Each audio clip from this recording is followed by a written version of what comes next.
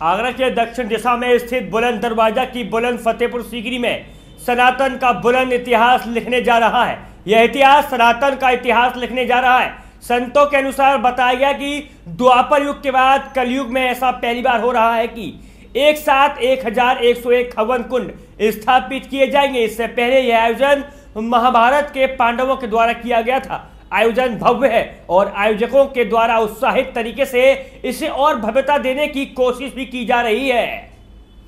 दरअसल कस्बा फतेहपुर सीकरी से 5 किलोमीटर आगे ग्राम पंचायत ओलेंडा के नगला जग्गा में इस समय सनातन प्रेमियों का मेला लगा हुआ है। करीब 80 बीघा जमीन में लगाए गए सनातन शिविर में एक और जहां 1101 हवन कुंड सनातन की शोभा में 4 चांद लगाने का काम कर रहे हैं, तो वहीं दूसरी ओर अयोध्या से पधारे संत शिरोमणि के द्वारा श्री शिव पुराण श्री राम कथा के गुणगान के साथ कार्यक्रम में 4 चांद लगाने की कोशिश की जा रही है। लगातार सनातन प्रेमी 1101 कुंडली हवन यज्ञ में अपनी सहभागिता कर कार्यक्रम को भव्य बनाने की कोशिश कर रहे हैं। आयोजक भी उत्साहित नजर आ रहे हैं। कार्यक्रम का आयोजन दिगंबर संत 6 महीने से मौन तपस्या पर बैठे मौनी बाबा के द्वारा किया जा रहा है। मौनी बाबा ने बताया कि आयोजक समस्त ग्रामवासी है और सभी के सहयोग से सनातन इतिहास लिखने जा रहा है। ऐसा कलयुग में अभी तक नहीं हुआ है। इससे पहले 1101 कुंडलीय महायज्ञ द्वापर युग में पांडवों के द्वारा किए गए थे। कार्यक्रम 2 मई से शुरू होकर 22 मई तक चलने वाला है। 21, 22, 23 मई को भव्य संत समागम होगा, जिसमें बाबा रामदेव के साथ धीरेन्द्र शास्त्री, बाबा बालकनाथ के अलावा अन्य राष्ट्रीय संत भी पहुंचने की उम्मीद है। साथ ही साथ मौनी बाबा ने सर्वधर्म समभाव की बात करते हुए सभी धर्म प्रेमियों को ऐतिहासिक स्थल पर पहुंचने का निमंत्रण भी दिया है।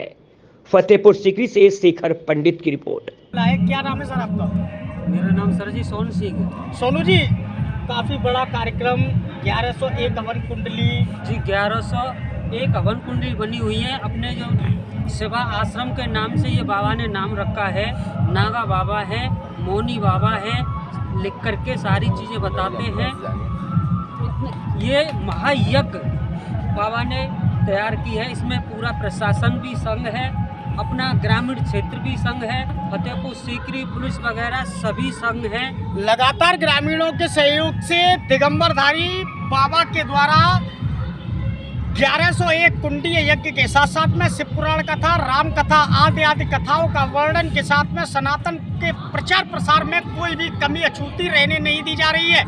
ये पूरा इतिहास फतेहपुर सीकरी में लिखा जा रहा है। अगर मैं कहूँ तो ये कहना भी कोई अतिशयोक्ति नहीं है कि ये स्वर्णिम अध्याय इतिहास का, एशिया का, भारत का पहला ऐसा कार्यक्रम होने जा रहा है जो कि 80 बीघा के करीब जमीन को ग्रामीणों के सहयोग से सनातन के प्रचार प्रसार के बहुत बड़ी कामयाबी, प्रेरणा कैसे दी आपने? हमारे यहाँ पर जब व्यक्ति संन्यास लेता है तो पिंड तो चले ही जाते हैं, लेकिन जब नागा बनता है तो ध्वजा के नीचे यानी जो उपस्थ को, लिंग को पकड़ करके उसको बेकार कर दिया जाता है। बहुत से ठीक भी हो जाते हैं, लेकिन ध्वजा के नीचे रह करके उन्हें उस मर्यादा का पालन करना पड़ता है। अगर वह दोष करता है तो उसका दोषी होता है। लेकिन यह बच्चा ऐसा है कि यह काम को भी जरूरत है तो क्रोध करेगा नहीं, क्रोध को भी न अहंकार है न कुछ भी है। मुझसे बोला कि मैं आप सबको उतार दूँ, क्या धोऊंगा, क्या करूँगा, यह माया जाल है, इससे क्या वो करना। जब मैंने देख लिया बहन के सामने, माँ के सामने, कोई भी लज्जा नहीं रही, नहीं तो हमारे सामने भी अब तो स्वतंत्र है। तो इसको हमने दिगंबर रूप दे दिया कि तू हमेशा दिगंबर ही रहे। गुरुजी, दिगंबर रूप देना, 1 साल के मौन व्रत की प्रेरणा देना, महाराणा सांगा अकबर की पावन धरती है। एक और मैं बात करूं तो 1101 कुंडीय महायज्ञ अपने आप में कहा जाए तो महाभारत के बाद ऐतिहासिक पहली यज्ञ है, पहली, इसमें कोई झूठी बात नहीं है। वो भी युधिष्ठिर के द्वारा, जन्मेजय ने भी नहीं कराई और ना ही परीक्षित नहीं कराई, न बद्रीनाथ ने कराई। फिर हमने मतलब ऐसा है कि थोड़ा देखा है मेहनत करके, ऐसा नहीं मिला है कि इतनी बड़ी यज्ञ हो 1101 कुंडली। तो ये तुम्हारा बड़ा सौभाग्य है, चैनल का भी बड़ा सौभाग्य है कि ऐसा बालक हमको भी मिला और तुम्हें भी इस क्षेत्र के प्रकाश के लिए मिला है। जहाँ प्रकाश है वहाँ अज्ञान कहाँ है, इसलिए इसके अंदर अज्ञान कहाँ है। स्त्री बैठी रहो, जाओ, नंगी बैठो, गारो, उससे उसका मतलब उसका संबंध नहीं है, उसका उसके अंतःकरण से संबंध है। जोड़ दिया उसका तार तो उसके लिए न तो नंगा है न कोई कुछ है, एक लोथड़ा है, चाहे वो नर है चाहे मादा है। उसके यहाँ पर ऐसा नहीं है। सुखदेव जी थे नंगे ही थे, तो उनके लिए क्या था, कुछ नहीं।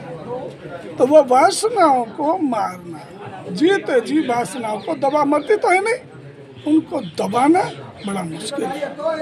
इसलिए ऐसा योग प्राप्त कर लेना गुरु से संयोग कि वह अपने में स्थिर हो जाए और फिर उसको किसी तरह की कोई परेशानी न हो और वो संसार के लिए भी एक दर्शनीय चीज बन जाए। गुरु ज्ञान बिन हुई न प्रीति, कहावत है, सिद्ध दिख रही है। सभी ग्रामीणों का सहयोग है। कितना भव्य आयोजन, कितने समय तक चलने जा रहा है? अरे क्या ग्रामीणों की तो बात छोड़, एक स्त्री तो बेचारी 4 मन बीघे पे उसने काटने को लिए, घर में कुछ नहीं था, सिर्फ उसका काटने का साल करके निकले थी। 5 मन उसने अनाज दिया इस यज्ञ के लिए। कुछ बच्चों ने, बच्चियों ने अपनी गुल्लक फोड़ करके दिया।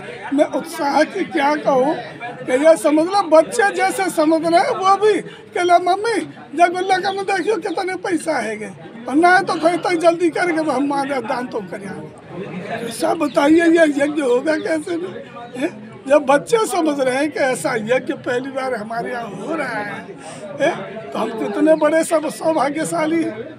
गुरुजी, लगातार जिस प्रकार गुरुजी ने सबरी को एक शिक्षा दी कि भरोसा रखना, राम आएंगे, सबरी ने इंतजार किया, क्या संदेश जनता को ऐसा आपने दिया कि जनता सबरी बनकर इंतजार कर रही है?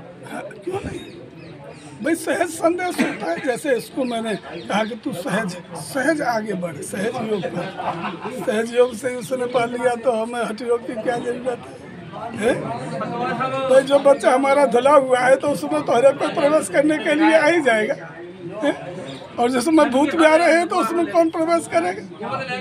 जिस मन में मान लो कोई संत आ जाए, उससे उल्टा सीधा बोले कि और आ गया सुबह और बड़ा दुख होता है उसको भी, बाद में वो भी पछताता है कि मैं किसको क्या कहूं। गुरुजी, कलयुग चल रहा है, गृहस्थ में देखा जाता है काम क्रोध मत लोभ सब नाथ नरक के पंथ, लेकिन संत सरल, गृहस्थ कैसे सरल हो पाएगा? संत की भांति गृहस्थ कैसे सरल हो? तो संत पे तो फेंकने ऐसे नवनित्य है ये, तो जैसे मान लो आम है, तोड़ना है वैसे टूट नहीं रहा है तो हमने पत्ते भी टूट गए, डाली टूट गई, आम भी दिया लेकिन पेड़ ने वो दबाया है नहीं। तो संत सह लेते हैं और उनका सहने का ही अभ्यास संत है। साधु एक साधक होता है और जब साधना सिद्ध हो जाती है, जब वह साधु हो जाता है, सज्जन हो जाता है, फिर वह कोई गाली दे तो फिर कहा कहेगा वो, अरे जान दे यार, कह देगा बहुत कहेगा सज्जन हो गया साधु, क्योंकि उसने साधनों का सही प्रयोग किया है। गुरु की कृपा से, गुरु की कृपा हो गई। और संत का प्रभाव अभी है। दान देते समय आम आदमी में गृहस्थ की बात करूं तो फल की इच्छा ज़्यादा करता है कि आपकी ओर से इतना बड़ा आयोजन, क्या कुछ फल की इच्छा की गई या पूरा यज्ञ आम जीवन को समर्पित? हाँ, बस हमारा तो ये है कि बना ही, अब बच्चे का ही विचार उठा कि ऐसा हो जाए तो हम विचार किया। बेटा ने थोड़ा सा ब्राह्मण कुल में जन्म ले लिया था तो उससे हमें थोड़ी सी जानकारी है, तो मैं ये तो बहुत अच्छी बात है। 1101 यज्ञ, इसका मतलब एक बार में एक यज्ञ, कोई ये नहीं कह सकता तुम मुझे इतने यज्ञों का फल दे दो। लो इतना तो हमने कर लिया भाई, 1101 इतना तो हम दे देंगे।